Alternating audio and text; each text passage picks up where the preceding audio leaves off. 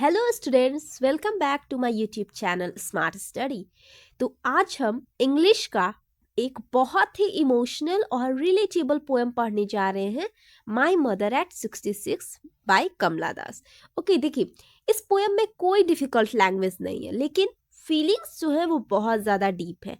ये जो पोएम है हमें माँ और बच्चे के रिश्ते, बुढ़ापे और सेपरेशन के डर के बारे में बताती है। ओके, आज की वीडियो में मैं एक्चुअली थीम ही बताऊंगी। ओके, सेंट्रल थीम क्या है, सेंट्रल आइडिया क्या है इस पोएम का, और बहुत ही सिंपल लैंग्वेज में बताऊंगी ताकि आपको पोएम समझने में कोई कंफ्यूजन ना रहे और एग्जाम में भी आप अच्छे से लिख सके।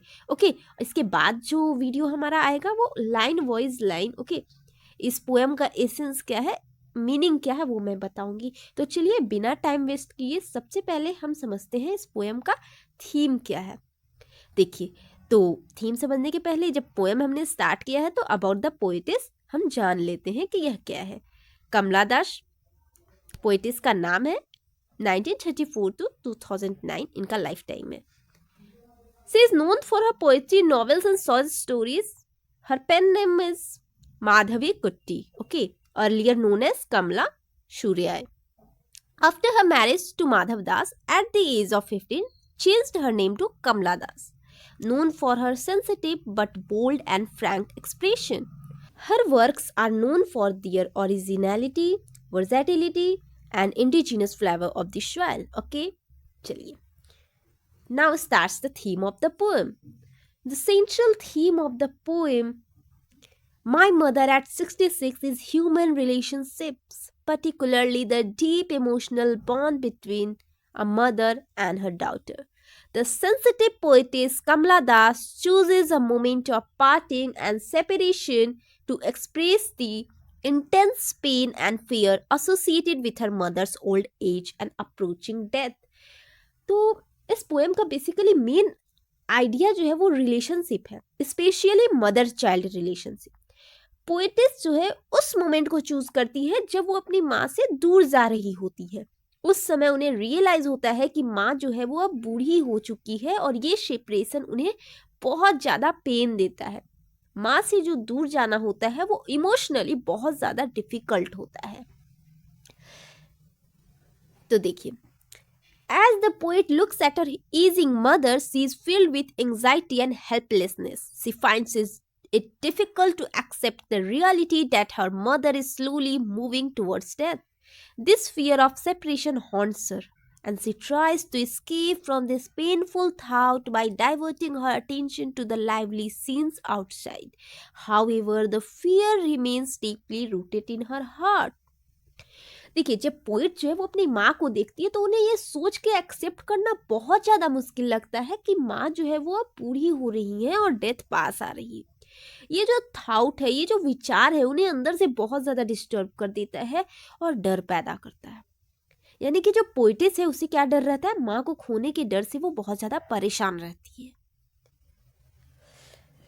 आगे आते हैं। In the end, the poet hides her inner pain and insecurity by giving a false smile to her mother, trying to reassure her, even though she herself is emotionally disturbed. यानी कि इस पेन से बचने के लिए पोइटिस अपना mind divert करने की कोशिश करती है। वो बाहर की लाइफ देखती है, जैसे कि running children, busy world, okay, ताकि वो उस सैड थॉट से थोड़ी देर के लिए दूर रह सके। ओके, जब मैं पोएम को एक्सप्लेन करूंगी तो लाइन बाय लाइन मैं उसका एसेंस समझाऊंगी। ओके, पर्टिकुलरली यहाँ पर इसका एसेंस यही हुआ कि जो पोइटिस है वो पेन से एस्केप करने की कोशिश कर रही होती है। The poem also subtly highlights the condition of the present elderly generation. Although old parents often receive material comforts, financial support, and luxuries from their children, they are deprived of the most essential need, that is time, care, and companionship. This emotional neglect makes them feel lonely and accelerates their physical and emotional decline. यानी कि पोइटिस अपनी माँ को असली डर नहीं दिखाना चाहती। ओके, इसलिए वो स्माइल करती है, लेकिन वो स्माइल क्या होती है, फेक होती है, और बाहर से वो स्ट्रॉन्ग दिखती है और अंदर से क्या होता है, अंदर से बहुत ज़्यादा इमोशनल होती है। यानी कि स्माइल बाहर से है मगर डर अंदर से है। जैसे कि यहाँ पे बताया गया है, जो पोएम जो है वो इनडायरेक्टली क्या किसको शो कर रहा है, किसको हाईलाइट कर रहा है, आज के सोसाइटी की बात भी करती है ये बेसिकली। ओके, जैसे कि पेरेंट्स को जो होते हैं वो मनी, कंफर्ट सब मिल जाता है, लेकिन चिल्ड्रन के पास उनके लिए टाइम नहीं होता है। और एक्चुअली ओल्ड एज में सबसे ज़्यादा ज़रूरत किसकी होती है? टाइम और कंपेनियनशिप की होती है। यानी कि यहाँ पर बताया जा रहा है कि पेरेंट्स को चीज़ों से ज़्यादा साथ चाहिए होता है। Thus, the poem is a touching reflection on love, separation, aging, fear of loss, and the emotional emptiness of old age, making it a deeply moving portrayal of human relationship. यानी कि ओवरऑल पोएम हमें ये सिखाती है कि relationships emotional होते हैं, easing, separation और लॉस का डर जो होता है वो रियल होता है। इसलिए हमें अपने पेरेंट्स के साथ टाइम स्पेंड करना चाहिए जब वो हमारे साथ हो। तो पेरेंट्स को हमें इग्नोर नहीं करना चाहिए, बेसिकली यही है। ठीक है, चलिए, तो ये बेसिकली ये थीम था जो कि आपको बहुत अच्छे से समझ लेना है।